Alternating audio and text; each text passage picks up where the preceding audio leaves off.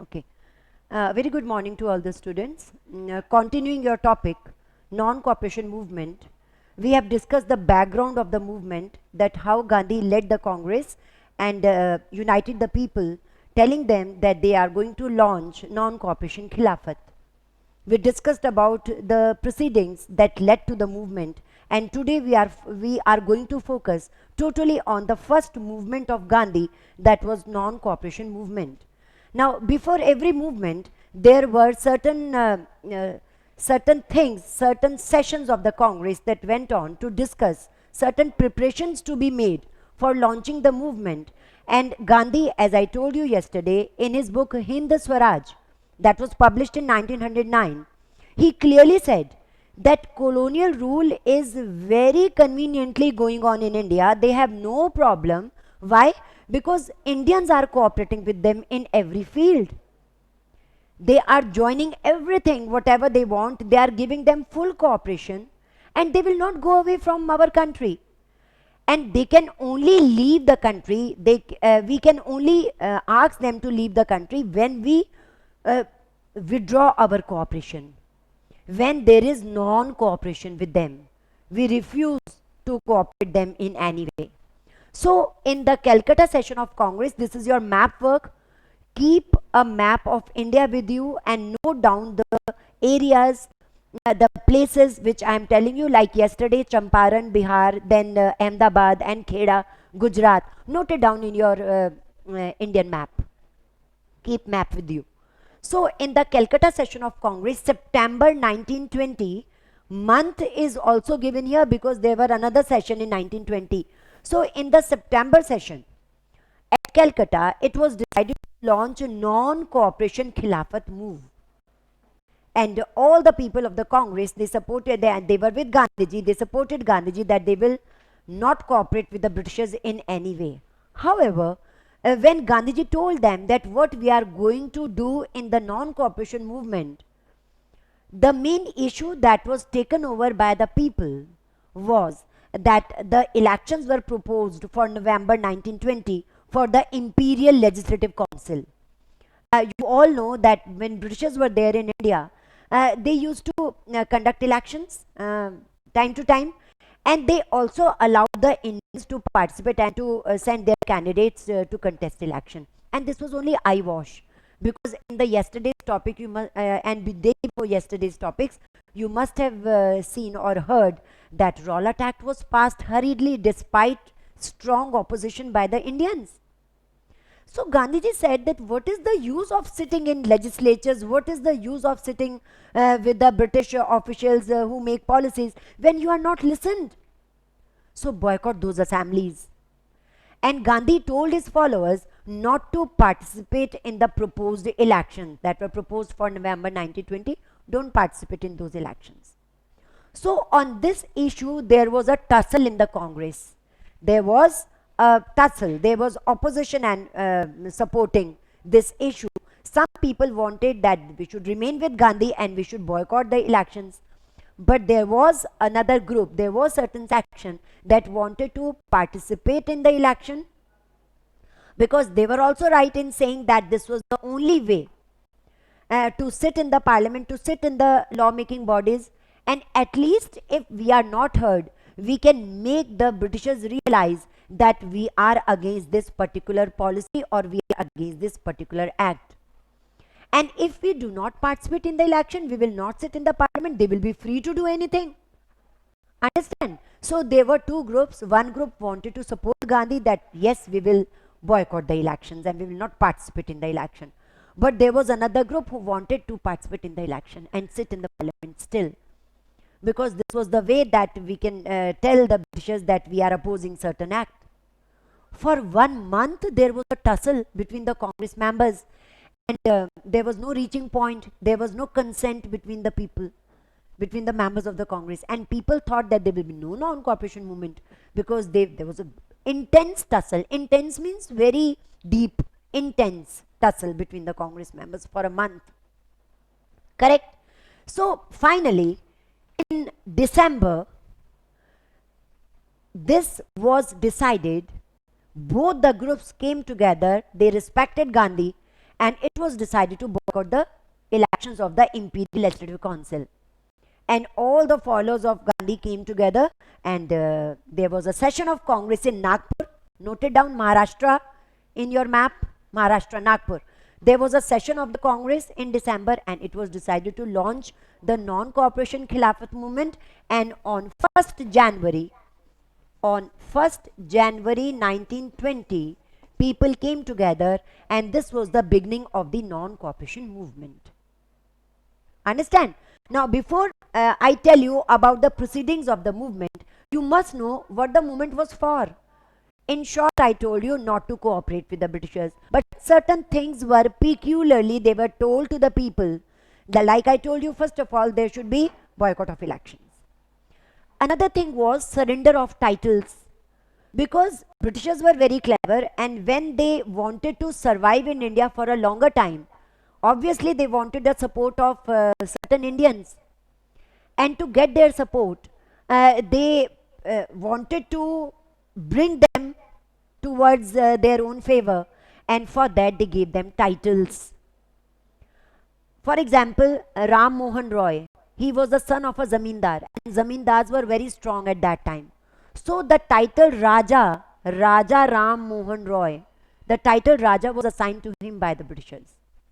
Understand? Then a Muslim reformer, Sayyid Ahmad Khan, he was influential among the Muslims. He was propagating Muslims, the Western culture, British culture. So he was given the title of Sir Sayyid Ahmad Khan. You know, write it in your notes, very important. And then this Kesre Hind, it was the title given to Gandhi, Kesre Hind.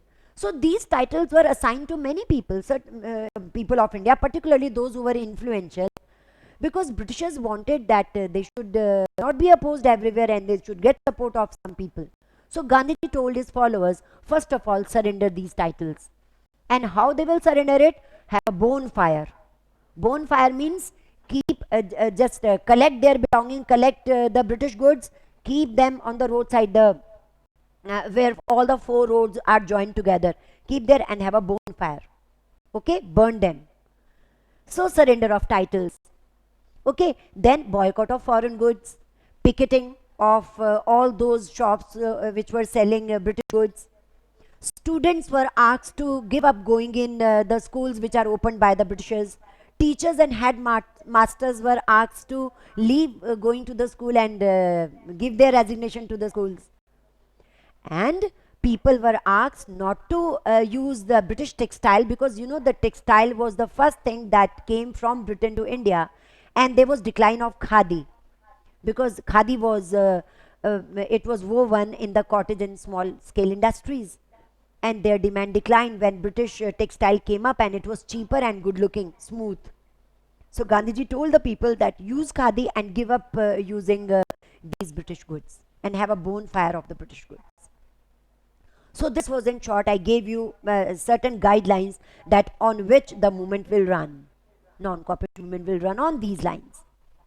So first of all, movement in the towns. We will do it one by one, in towns, in countryside, then in the industrial area, in the agricultural area, whatever happened, we will discuss it one by one. So first of all, movement in the towns.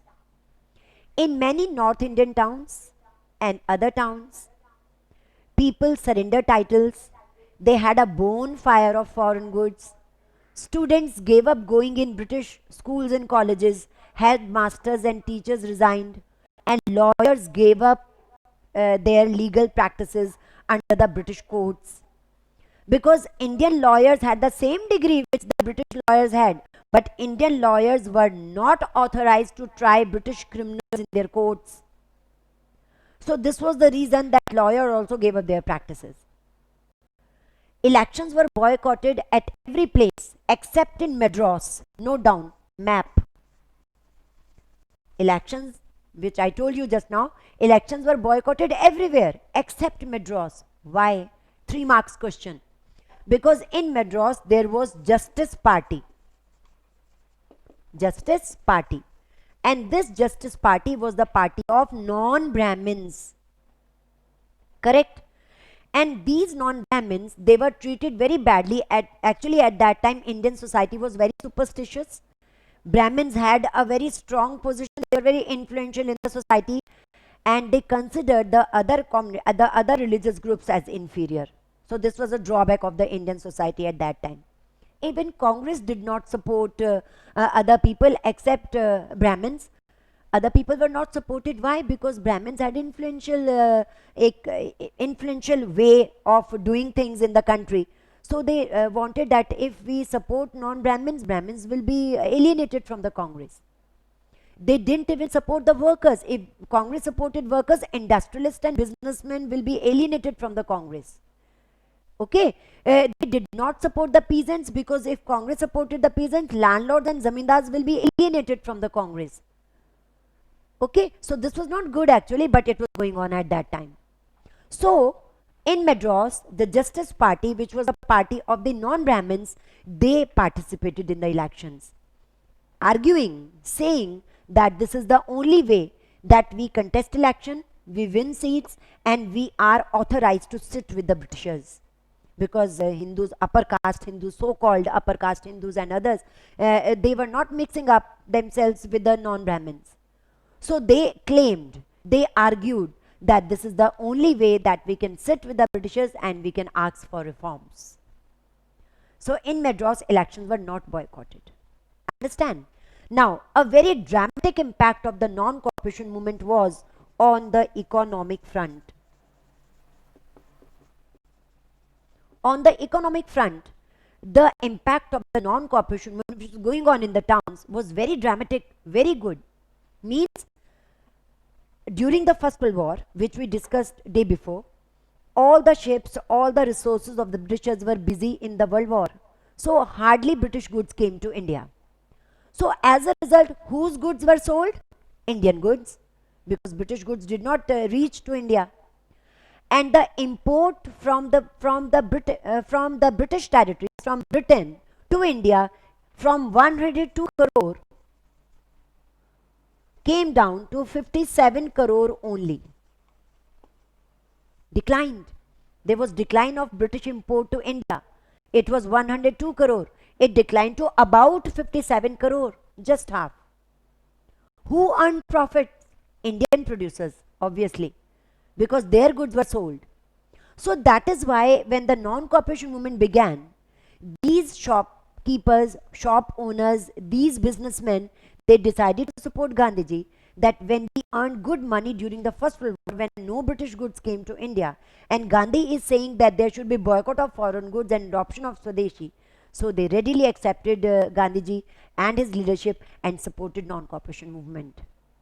And they sold their things because people bought khadi. I told you they had a bonfire of the foreign clothes and foreign goods. They bought khadi and people earned good money. There was a rise of Indian producers because now their goods were sold. So the impact of the non-cooperation movement was very good on the economic front. There was rise of Indian economy. Okay, so in town the movement went on very well, but very soon it declined also. Very soon the movement declined. At the speed the movement reached up to the limit, with the same speed it was brought down, it had fall flat on the ground. Why?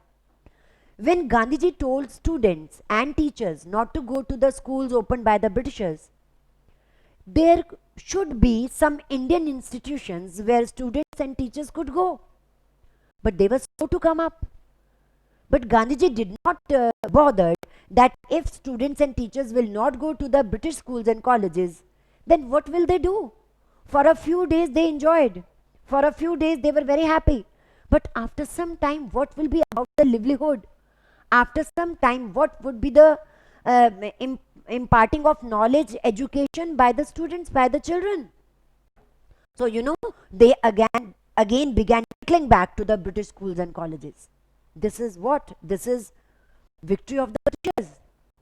Similarly, for a few days, lawyers sat at home doing nothing, but after some time, they had to go to the British courts. Livelihood, again, the problem.